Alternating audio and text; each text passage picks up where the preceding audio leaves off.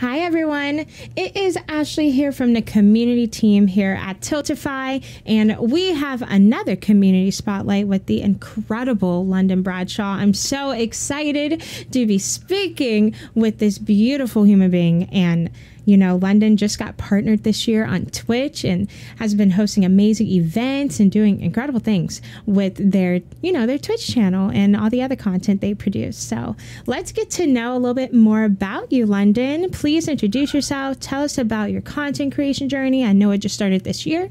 And please introduce your pronouns as well. Cool. Hi everyone, my name is LondynBradshaw. I am Twitch's first black drag artist here to be partnered on the platform. This is really cool. I use she, her pronouns when I'm in drag, he, they pronouns when I'm out of drag. She, her pronouns, she, they pronouns in drag, and then he, they pronouns out of drag. But for this time being, you can use she, they, because, we got to keep it with the brand of LondynBradshaw. Yes. I started on Twitch a year ago. I'm happy to be here, and it's been a wild journey. I'm very indifferent. Glad to be here, and I never thought, playing video games in drag would get me as far as it has. So, yeah, I'm happy to talk about it and the journey that we've had. What content do you produce on Twitch? Like, what games do you play? What things do you do?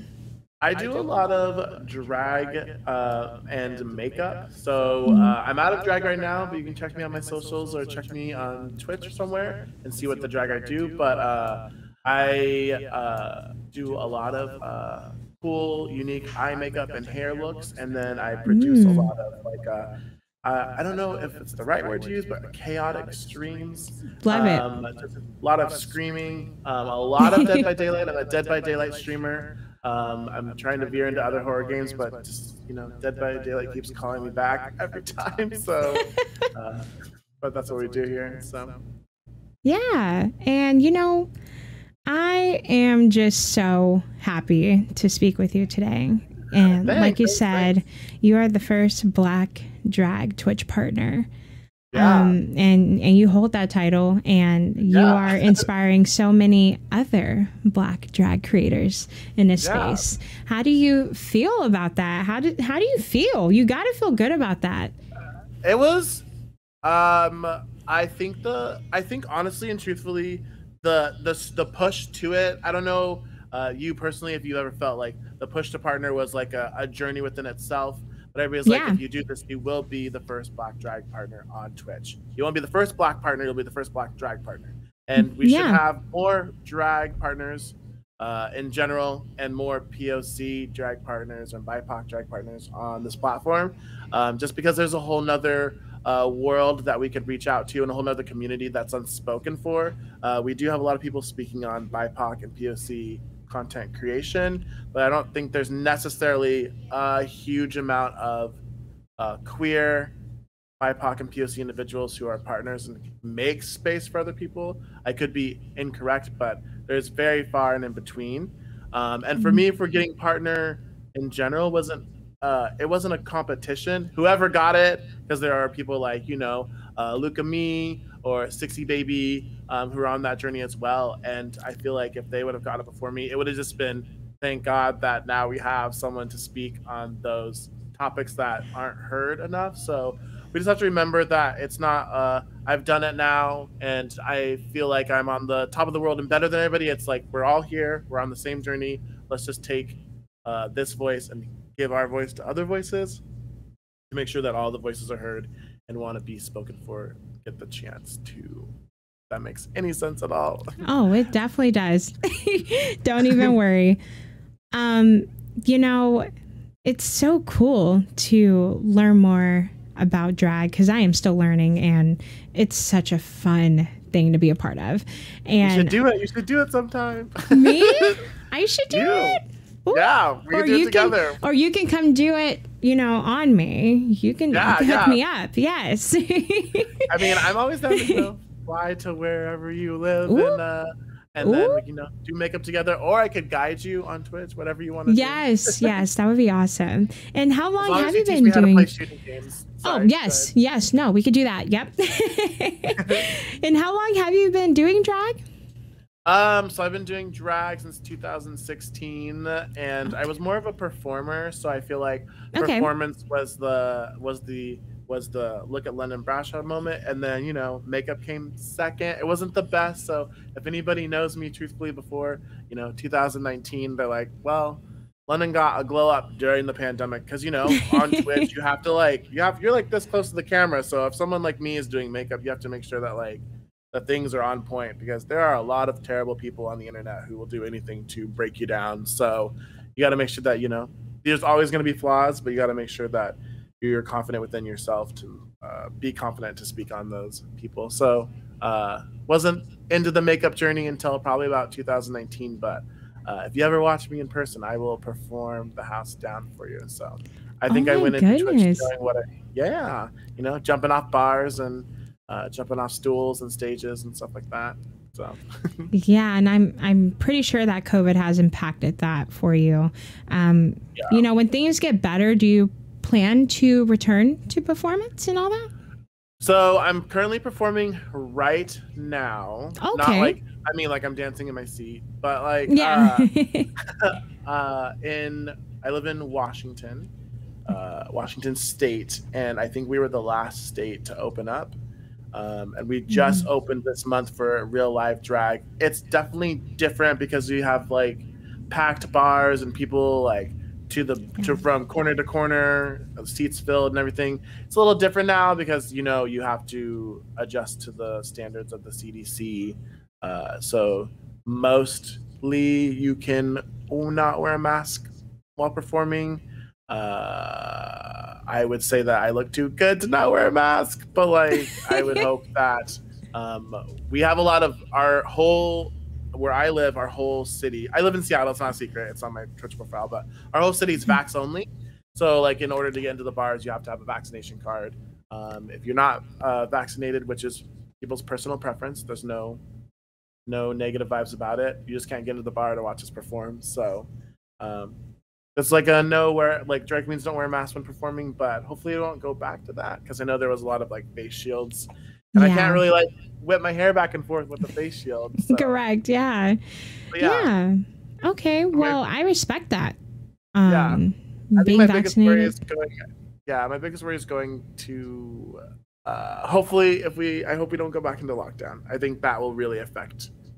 Like you said, drag's been affected by COVID, so I think we're out here. Just make the right decisions and let's not go back into lockdown. Otherwise, we're gonna have to worry about how to go back to making some money. So. Yeah. And I spoke with Lucille about this actually. Mhm. Like, if you want to uplift drag creators, you can pay us and support our content. And Yeah, I 100% support that. And yeah, I'm sure you back that as well. I do. Thankfully, you have a Twitch, community that can support you through that way. I really hope COVID doesn't hit you again with that because you know, you couldn't do it for the entire year, correct? All last year? Um, Or I back and forth, maybe? You had some time? I think there was a moment where we felt a little bit safe, and then it was just no. I think there was a moment last summer where they're like, you can go out of your house, and then I think we weren't really understanding that if drag performers could perform or not. And I think I did one time with my mask, of course, and then they were just like, yeah, it's not safe for performers. We're pretty much nightlife entertainers, so I think it was just all nightlife can't perform. So we just got categorized in that. So I don't think I've done drag for a year live. So getting Yeah. back to it was hard. It's like running a mile. Yeah. So, but no, yeah, not And last year, just on Twitch. yeah. So Yeah. And how did that impact you other than, of course you didn't make funds from it. How did that impact you and, your livelihood? um I think you have to understand that drag when you get paid in drag, not only does it help you pay rent and stuff like that, surprisingly, but it also funds more drag, so different looks and things like that. So I had to reuse a lot of my stuff and hope that people would just understand that we're in a pandemic and a lot of people aren't getting paid whether you do drag or not. So you just got to make with what you have. and I had enough outfits to survive Twitch. But you know, sometimes you're just not into doing makeup, or you're not into doing new looks. You just kind of do the same look over and over again. And if people get on you about that, then you're just honestly like, hey, that's too bad, until you can fund me getting a new wig, because you know, things in drag and makeup. I don't know if you cosplay, but you know, it's just like cosplaying. It's expensive. It really is expensive. I personally do cosplay, and I'm like, if y'all want to see more cosplays, can you help fund them? You know, so totally understand that. Yeah, it's a lot of money. Yes, it is. And, you know, I wanted to talk about, you know, your experience using the Tiltify platform and fundraising for queer causes, and, you know, want to chat a little bit more about that. So what have been some of your favorite things about fundraising with Tiltify? I definitely think it's cool to use Tiltify because I never knew what it was. I think I've known what it was, but I didn't know exactly what it was until I joined on Twitch. So it's really cool to do this interview. Thank you for having me. Of course. But I think being a Black content creator, there are things that we could use. I think I started my first Tiltify thing was hosting a drag show for only Black and BIPOC content creators, or drag content creators, and we raised money for a Black ran company called Resist, and we were able to raise money for charity. And it's just like so easy to use. Because you can really raise money, and people can just be sitting on their couch or at home or in their kitchen or on their computer and being like, hey, we're raising money for this. And now that I use Tiltify, I'm going to start using it because I am that crossover platform of I do live drag and I do in-person drag. And so if I do want to raise money, it's a really cool platform to use for like a general central location. Instead of being like, hey, donate on PayPal or Venmo or this, like that. Because that's not what those are for. Tiltify is for raising money for charity, and it goes directly to the organization's directly pocket. Into their bank. It does not go through. And that honestly, seeing people not use Tiltify, I'm not being shady, but like, they're like, hey, donate to my PayPal, and then I'll donate it. And I'm like, fees. Tiltify literally just is a link that you can just raise money for, and you can literally just send it straight to the organization, and there's no in between. So like, I think that's a little more trustworthy. So I think that's a good thing to use, and that's why I use it, because you can speak on your fundraising goals and things like that, and then people will trust you because they know that it's going straight to the organization that you're raising money for. Exactly. And, you know, thank you so much for using our platform. We're happy to have you a part of our community. And like I said, you're doing amazing things, and you have fundraised for so many great causes. And, you know, you talked about Resist, correct? That was for the event. What made you select that particular charity? I selected Resist because Resist is a organization that definitely organization that raises money for other BIPOC and Black organizations. So it's like a central scholarship fund where you can donate there, and then they'll divide the money out to other places that need it the most. Instead of having to, it's less stress to explain that to somebody who's like, well, what is this NAACP event and where is this actually going? So if you just donate it to that specific organization, they'll donate it to other places that need it, and other BIPOC and POC organizations. So that's why I chose Resist specifically. That's awesome. Thank you so much for sharing. And, you know, I didn't know much about Resist until today. So thank you for sharing that. I'm definitely going to have to do some more research too to support that cause. So thank you. Thank you. And, you know, I really wanted to chat about what would attribute most to your success in fundraising for that cause. Like, what do you mean? Like, how could I be supported by other?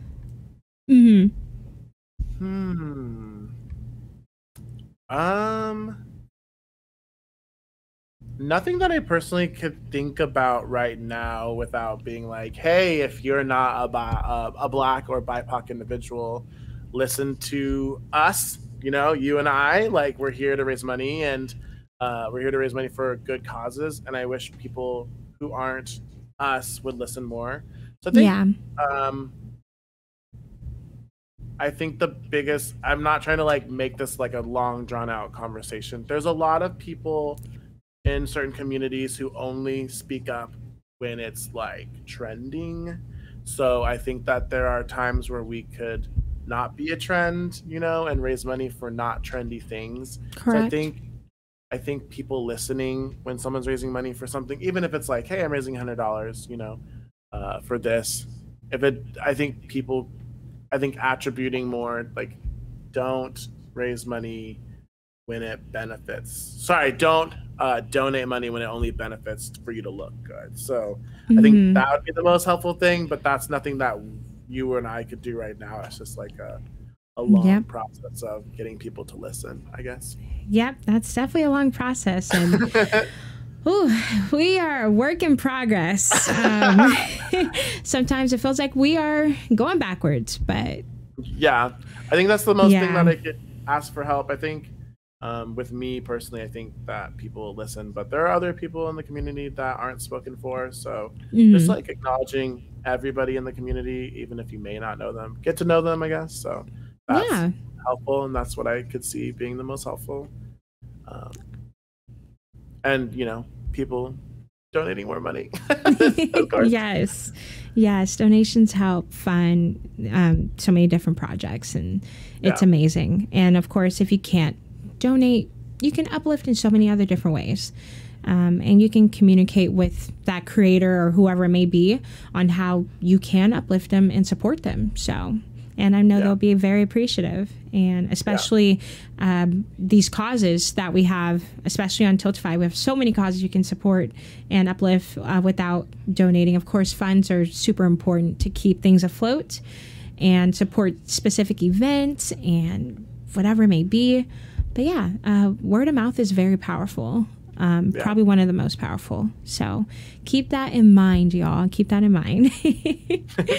And Londyn, thank you so much for chatting with us today. So happy to chat with you finally.